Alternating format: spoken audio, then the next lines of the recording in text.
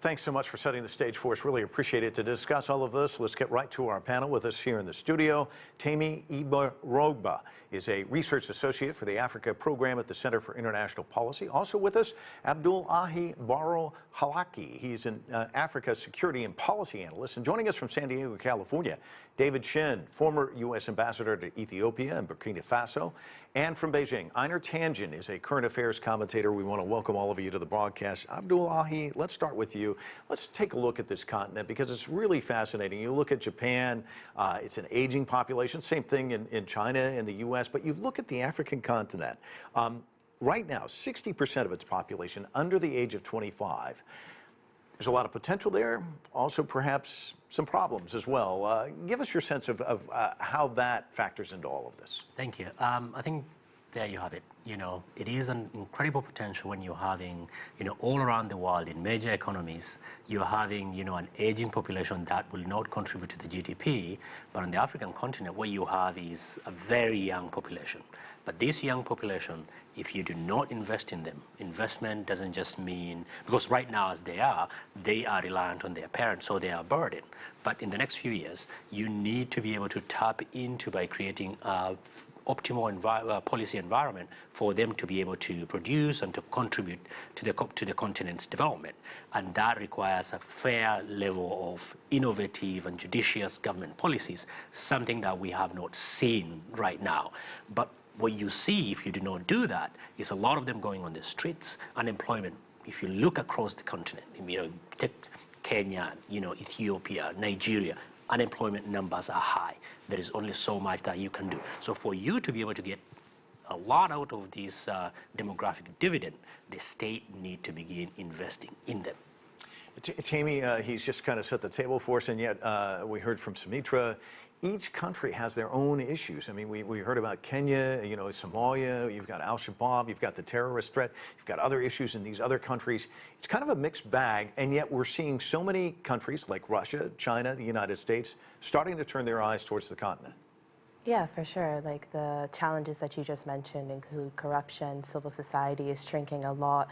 You have security issues, you have refugee crisis going on. In terms of corruption in Angola, you have Dos Santos, who was the former president of the country. His son actually went to trial this past year because he had stolen a lot, about billions of dollars from a sovereign fund that he was actually meant to be protecting. In South Africa, you have Jacob Zuma, the former president, who went to trial as well this past year for corruption charges. And in Nigeria, you have Revolution Now, which started as a reaction to corruption.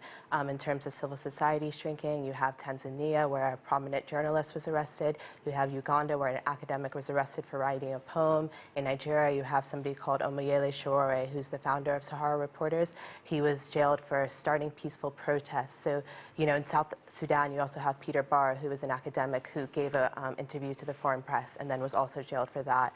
In Tanzania, you have refugees who are being expelled back to Burundi, even though the environment isn't really safe for them. And then in terms of security, you have Boko Haram in Nigeria. You also have the Middle Belt situation between farmers and herders. And the Nigerian government is really weak and isn't able to deal with the security issues that are happening in the middle of the country and also in the north. And then you also have the Sahel. In 2019, the amount of extremist attacks actually doubled. So there are a wide range of issues. A lot of them are linked to bad governance, but as we said before, the opportunities by 2050, 1 in 4 people in the world will actually be African. So if we're able to kind of meld these issues, there is, those economic opportunities that are linked to the population boom. But it seems like you laid out all the hurdles. If I'm an investor, of course it looks attractive after listening to Abdulahi, but it also looks frightening in a sense, doesn't it? It definitely does. But between 2018 and 2019, the amount of foreign direct investors actually rose by 11%. So they know that these issues are there, but they also see the huge amount of potential. So it's kind of a mixed bag. You kind of have to just be willing to take that risk. Ambassador Shin, let's talk a little bit about U.S. policy towards Africa. Of course, the U.S. president had some rather uncomplimentary things to say about the countries there on the continent. But now the U.S. has kind of come up with an Africa strategy. But the strategy seems to be go with us, stay away from Russia and China. Is that a winning strategy? Well, it's up to the Africans to decide that, and I think for the most part they are skeptical about it. I would like to make a point, though, in terms of foreign direct investment versus loan financing. very important distinction should be made here. It's quite true that China is leading in terms of providing financing, loan financing for Africa. If you look at foreign direct investment, however, which has an equity component to it, by far the largest provider of FDI is the European Union. Even the United States is a larger provider of foreign direct investment than China. You bring Russia into the equation, and quite frankly, I'm a little bit skeptical as to where Russia is headed in Africa. They had a very successful Russia-Africa conference in Sochi in October, that's true, but I'm not sure where all of this is headed. The economy of Russia is number 12 in the world in terms of GNP. It's considerably smaller than the state of California. So I really wonder whether Russia has the ability to provide much by way of either foreign direct investment or loan financing. I think they have some niche areas where they can be important. But I don't see Russia as being a major player in Africa in the coming years. Ambassador Shin, just as a follow-up, give us some historical perspective, if you will, because it seems like back when it was the Cold War, the Soviet Union versus the United States, the continent was very interesting to both countries. Of course, with the breakup of the Soviet Union, as you said, Russia not where it was at that point in time. But give us a historical perspective. Where was it at that point in time, and where do things stand today? Well, the Soviet Union was in a very different situation, of course, than Russia is today. Most of the connection with Africa during the Cold War was with the liberation movements. It was supporting African independence, and for that, the Soviets, now Russia, got a great deal of credit. A lot of it had to do with the provision of arms to Africa. That even today is still Russia's most important contribution to the continent. It is the world's largest provider of arms to Africa. Some of those arms, however, are going for purposes that are questionable. You have the Wagner Group, which is a private mercenary organization with close ties to the Kremlin, which is now operating in the Central African Republic and Libya, in Sudan. And for what purpose? I think one has to question this. The Cold War, fortunately, is over. With current U.S. policy, we're seeing a little bit of a return to that sort of thinking, with the focus on competing with China and Russia. And as you alluded to earlier, I think that can be not helpful for either Africa or the United States, but that's where we are. And there are issues on both sides, both on the China-Russia side and on the U.S. side. Einar, let me get your sense of where things stand. Ambassador Shin suggesting that really Russia not much of a factor, doesn't really see where this is headed. Give me your sense about China. What do they think about Russia moving in onto the continent? And again, if you would, just kind of some background, the Belt and Road Initiative, obviously a lot of these countries on the continent are big players in that. Mike, absolutely, and China is counting on this, and it's a well-organized, long-standing cooperation. There's been a lot of coordination through the China-Africa Summit group collaboration, and they've had, in 2018, they had their 7th meeting. China promised $60 billion. Russia coming into this is not necessarily threatening to China. I think the ambassador's point about where is the money coming from as Russia faces some internal pressures of their own in terms of their economy. But I will disagree with one thing. I mean, the United States just recently was named, is providing 59% of all arms sales in the world. And the top 5 providers of arms are in the U.S. So I don't know that it's necessarily correct to say that Russia is somehow overtaking the U.S. in terms of arms sales. Yes, they are providing them in Africa, and that is continued. So you have a situation where you have security concerns, you have political concerns. Obviously, there are economic ones. A lot of this is tied to the fact that this is the world's lowest per capita income region. Literally, the average is $1,900 per year per capita. You start looking at the rest of the developed world, which is over 46, and the world average, which is over 11. And you can see that there are real problems. The population growth might be seen as a potential benefit. But remember, when you have such low incomes and such high population growth, it can grow a lot of instability. There are real problems, water, desertification, going on and on. So at this point, China is trying to stabilize the area. Their plan is to increase infrastructure, to give these countries what they need in order to kind of develop their internal systems. It's not just about having roads there to get Chinese resources destined for China out. There's really a lot of capacity building in terms of helping these countries develop their manufacturing, putting added value on some of these resources that they have so that they can create jobs and start enjoying a much better income. Abdullahi, to his point, a colleague of mine works in the Nairobi Bureau. I remember we were in Beijing and talking about the Belt and Road Initiative, and she was saying that, the U.S., the West, sent all this money for years and years and years. There was no bang for the buck in a sense. And she was saying, if you build a train system or a road and suddenly you're in a village and you can get your product to Nairobi or Mombasa quickly and you can actually see the benefits of that's a real payoff. And there's a distinction to be made in the type of money that was sent to the continent back in the past and what China's doing now. Would you agree? I think African continent is at a very important time.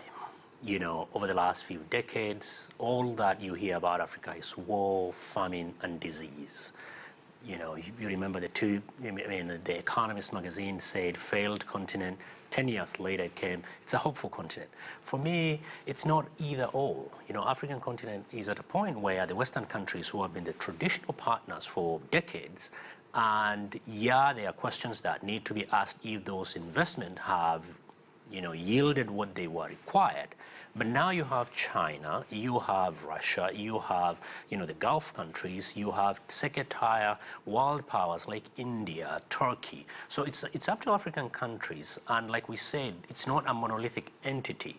Like my colleague has shown, all these countries have got their own unique challenges. What Africa has right now is an opportunity where, in a multipolar world, where it doesn't need to go either east or west, it can take the Chinese infrastructure, which is, hardware that is required because there's tremendous amount of infrastructure gap. And if you look in that direction, China has invested tremendous amount of.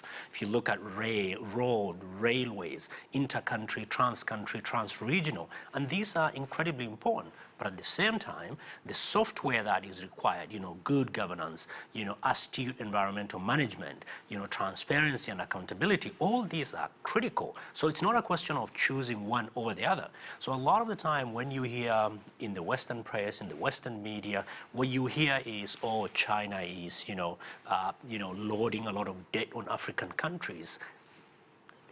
I mean, that doesn't come from African countries themselves. So a lot of these discussions, Africans are agencyless. Africans do not know what they want. Somebody else has to decide for them. Secondly, whenever you hear any discussions around Russia, or Russia is only selling arms and, guns and whatever.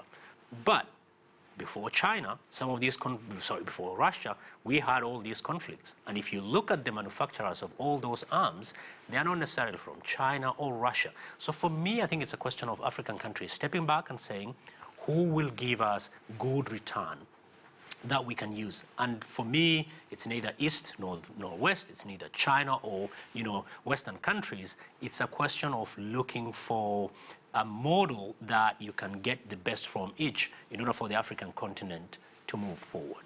Tammy, to his point, in some respects, it's even more than that. I interviewed Jude Moore, who was a government official in Liberia, and he said, when he would come with a delegation from Liberia to the United States, they couldn't get meetings at the White House. They'd be lucky if they'd meet a chief of staff up on Capitol Hill. And yet when they went to China, they would meet with Xi Jinping. They would meet with Li Keqiang. Talk to me about the respect aspect of all of this and partnership and creating these bonds in a sense. How important is that? And do they feel as though they've had their backs, turned against them in some of these other Western capitals? 100%. Like when you speak on foreign direct investment, statistically, countries like France is actually #1 in terms of direct investment, followed by the Netherlands, then the US, then the UK, then China is actually 5th. France, because of that colonial tie, to the continent. But when you look in terms of countries that are publicly trying to woo African leaders and holding things like summits and forums and having meetings with these leaders, it's actually, Russia and China that are at the top in terms of doing that. And like, my fellow panelists said, it is about making that effort and showing that, you are interested in developing these countries. The U.S. since 9/11 has had an over-militarized view when approaching Africa, and that's why they're actually lagging behind, Russia and China at the moment in terms of economics and in terms of having those meetings. Ambassador Shin, I saw you shifting a little bit. Should the U.S. be taking a different tact? You can argue about what U.S. policy ought to be, and we're in the Trump administration now, so we have a policy that is peculiar to that administration. But one thing that has been standard in U.S. Africa policy has been the strength of the soft power element of the United States, and that has not changed. That has been by far the strongest feature between the United States and Africa. The connection between non-governmental organizations and African organizations, university-to-university contact, people-to-people contact, the African-American community in contact with Africa. Even things like movies and television and music, sports. This has been the strength of the relationship, far greater than the government-to-government connection. I give China and indeed Russia a lot of credit for the government-to-government connection.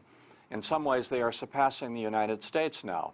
But the soft power connection is a very different animal, and I'm very, very convinced that a combination of Europe and the Western world, including the United States, are going to maintain their supremacy when it comes to the soft power side. Can I? Sure, go ahead. Yeah, Mr. Ambassador, if you look across African countries, you see now in most of the African universities, there are Confucius Institute in most of these countries. And so even the soft power element, while it has been incredibly helpful to the United States, I don't think it's something that the United States and the West can take for granted. I'll give it to you. The English Premier League, the football, is incredibly popular in, majority of African countries. But what else is also popular is the Chinese giving African students, scholarship to go and study in China and come back. So even with that, the reality is right now the Western countries are playing a catch-up to the China that is, moving very fast. To the question about, non-governmental organization, if you look across the continent right now, I'll just give you an easy example of Kenya, where any association within the civil society with Western countries, you are automatically being branded as somebody who is not interested in Kenya. You're doing a bidding for Western countries. Easy example, during the ICC cases, civil society organizations that were calling for accountability for the 2007-2008 post-election violence in Kenya were branded not as civil society, as evil society. So even within that space, like my co-panelists said, the civic space in most of the African countries are slowly shrinking, where now human rights or being an activist is seen as a bad word. So there is tension within that, where post-September 11th, United States invested a lot in the hard power. It's changing now in that space, and people are now more interested in, we see roads, we see these. So even within that space, there is a discussion to be had on whether the United States still has tremendous amount of power moving forward compared to countries like China. It's not just China now. You have the Gulf states that are moving into that space, the cultural space, where they are doing tremendous amount of work. Einar, talk to us a little bit about China and that soft power element, because as he was just pointing out, they certainly are having that influence on the African continent. Well, with deference to my colleague, the ambassador, I would say that China is going on both, firing on both cylinders. They're doing both the hardware. There's been almost $2 trillion worth of investment in financing and FDI since 2005, and also the soft power side, especially this people-to-people exchange. And it's not just students going to Africa. It's also a lot of Chinese students African students going to China, it's Chinese people going to Africa. It has not always been smooth, however. There are tensions that come along with that, and there are adjustments.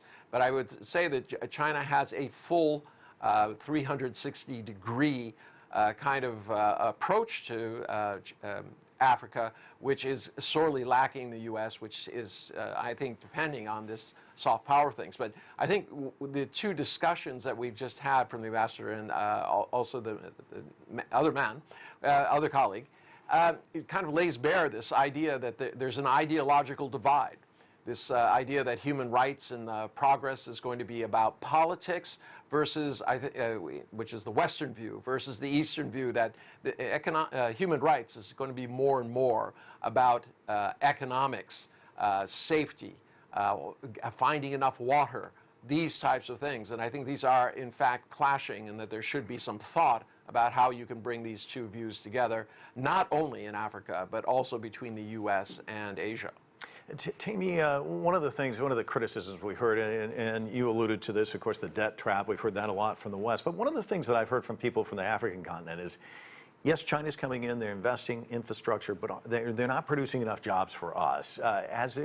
Is that still a sentiment that you're hearing there? Have you seen much of a change? Yeah, so obviously with the Belt and Road Initiative, that's a multi-billion-dollar infrastructure project, and the idea is that it's going to help developing countries who struggle with infrastructure financing in the first place. But there is a common misconception that there is loads of debt from China that African countries have. It's actually a lot of non-Chinese private companies and governments that African countries have debt with. Critiques, however, are that China is trying to have some sort of military influence or political influence through the Belt and Road Initiative. And of course, like you said, in terms of jobs, I do think that China needs to make an effort to make sure you're giving actual Africans jobs on the continent. And I've said this before a lot of times, but that you're not just flying people over to do these jobs, because it's not actually going to help to stimulate the African economies if it's not actual people on the ground who are getting jobs. And Iner, what's the position there in China on this issue? Well, I think there's a bit of a miscommunication on this. I think it's this idea that there are millions of Chinese going over to Africa to do the jobs is incorrect. What you have is most of these state-owned enterprises have engineers and professional staff who are doing most of the planning, and they have the experience to do these large projects. The actual labor on the ground does go, in fact, to the local African people. So it's not on the higher end, but you don't have enough people to do that. So if you want a road built in a year, all right, the Chinese can do that for you. They can show that they can do it in their own country, and they can do it in other countries using local labor. But if you want to play this game where you say, oh, look, we're going to have a show that we're hiring lots of local people who are not qualified to get it done, that same road could take 3 or 4 years. Remember, China is interested in a kind of WTO 2.0. So going beyond these agreements about trade, China is trying to provide the actual infrastructure. As was said earlier, if you're a farmer somewhere, WTO didn't help you. But if there's a railway or a road where you can get your produce out, that means something. All right, we are going to leave it there. Thank you all. A great discussion. Really appreciate it. That's all the time we have for this conversation, but the conversation, of course, continues online. Chat with us about this or any other show on Twitter. We're at CGTN America, or visit us on Facebook. That's facebook.com/CGTN America. I'm Mike Walter in Washington, D.C. Thanks for being with us.